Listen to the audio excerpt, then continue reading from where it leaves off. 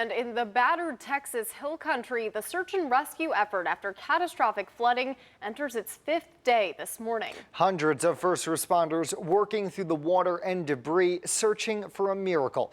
With each passing hour, the rescue effort inching closer to recovery. Jay Gray is in Kerr County this morning, where a majority of the more than 100 who have died were found and where dozens are still missing.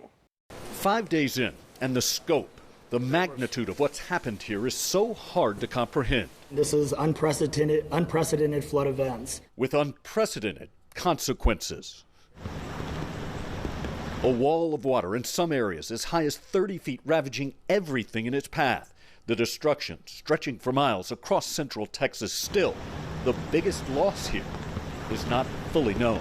I need to tell my community and those families who are waiting, this will be a rough week. More than 100 are dead. That number expected to grow, dozens still missing. Inside the Dieter Community Center, a place where seniors have gathered for more than 50 years.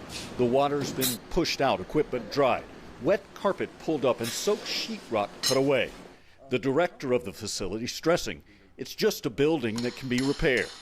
Perspective that comes quickly when you see the recovery effort unfolding just outside your door. They have had bodies yesterday, day before yesterday, right here, and right here in my backyard. Like so many here, she has friends who are missing, others who've lost children. We'll never be the same.